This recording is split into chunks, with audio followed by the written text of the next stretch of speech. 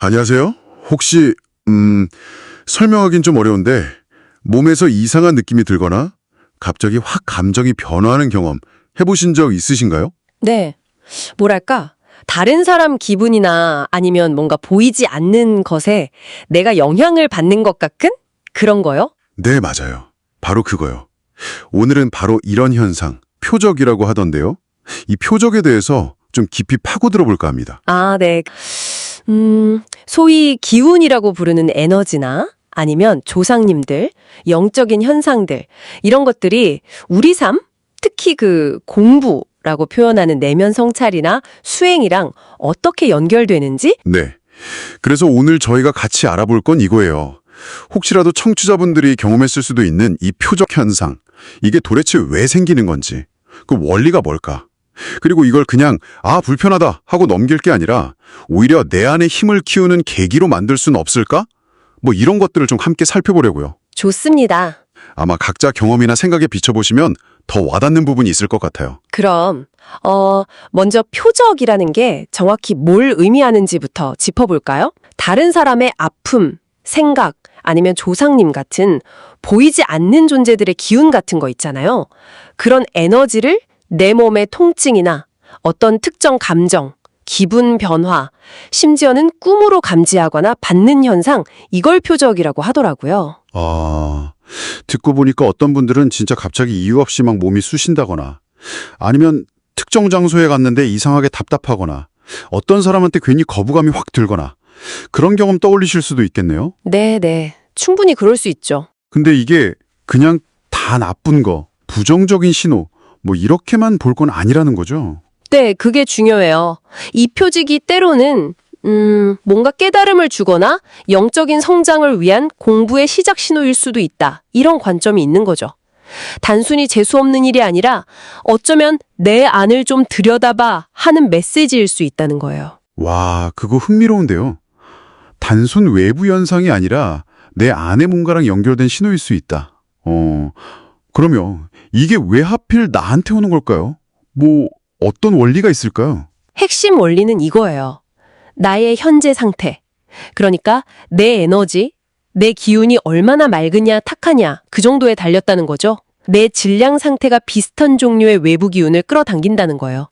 내가 맑으면 맑은 쪽이, 내가 좀 탁하면 탁한 기운이 영향을 주기 쉬워진다는 거죠.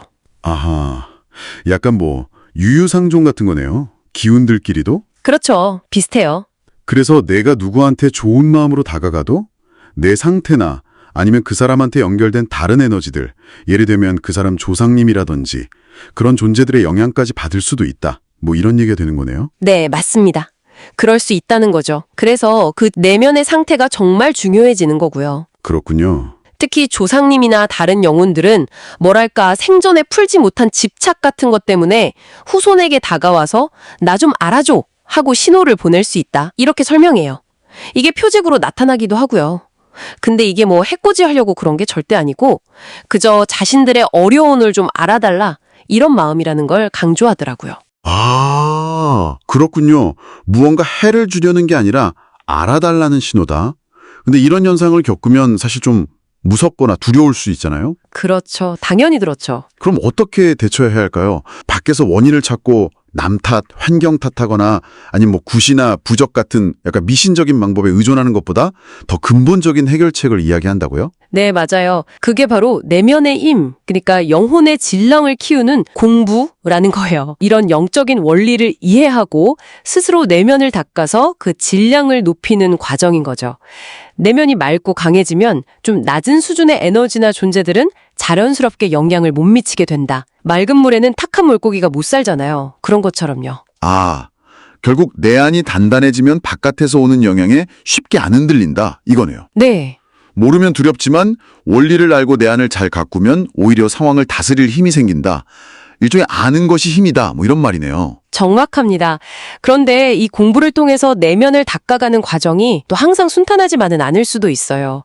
마장이라는 개념이 나오거든요. 마장이요? 네. 그건 또 뭔가요? 네, 이게 공부 중에 겪게 되는 어려움이나 방해, 이런 걸 뜻하는데요. 이 마장이라는 게 종종 자기 자신의 욕심 때문에 생긴다고 봐요. 그러니까 뭔가를 얻으려고 하는 마음, 기복신앙 같은 거 있잖아요. 그런 마음 때문에 생긴다는 거죠. 아, 욕심. 네, 그냥 순수하게 나를 닦고 사회에 필요한 사람이 되겠다, 이런 공부에는 마가 낄 명분이 없다는 설명이에요. 그렇군요. 욕심 없이 순수한 마음으로 하는 공부가 중요하다. 그럼 이 표적이라는 것도 다 성격이 같지는 않을 것 같은데요. 혹시 종류나 성격을 좀 나누기도 하나요? 네, 나눕니다. 크게 3가지 정도로 볼 수 있다고 해요. 첫째는 가르쳐주는 표적, 둘째는 방해하는 표적, 셋째는 시험하는 표적. 오, 가르쳐주고, 방해하고, 시험하고. 네. 예를 들어서 내가 이제 공부하러 가려고 하는데 갑자기 몸이 아프거나 이상하게 방해되는 일이 생긴다. 이게 방해하는 표적일 수 있다는 거예요. 이건 내가 맑아지려고 하니까 기존에 있던 탁한 기운이 저항하는 걸 수 있다. 이렇게 해석하는 거죠. 아, 그럴 땐 그럼 어떻게 하는 게 좋을까요? 그냥 포기해야 하나요? 아니요. 그럴 때일수록 정신을 딱 차리고 내가 가고자 하는 길, 내 목표를 명확히 하면 그 방해는 힘을 잃고 곧 사라진다. 이렇게 얘기해요. 결국 자기 의지, 방향성이 중요하다는 거죠. 아, 그렇군요. 의지가 중요하군요. 자, 그럼 오늘 이야기 슬슬 마무리해 볼까요? 우리가 가끔 느끼는 그 설명하기 어려운 불편함이나 신호들, 표적이라는 게 어쩌면 외부 존재나 에너지와의 상호작용일 수도 있지만 더 중요하게는 내 현재, 내면 상태, 즉 질량을 비춰주는 거울일 수 있다. 이런 관점을 살펴봤습니다. 네. 그리고 중요한 건 이걸 그냥 두려워하거나 피하려고만 할 게 아니라 오히려 나의 공부를 통해서 내면의 힘, 그 영혼의 질량을 키워나가는 거죠. 이게 스스로를 지키고 성장하는 길이다. 이게 오늘 살펴본 자료들의 핵심 메시지였던 것 같아요. 네, 오늘 저희가 나눈 이야기들 속에서 혹시 청취자분들이 평소 느꼈던 어떤 감각이나 경험이 좀 새롭게 해석될 여지가 있진 않으셨나요?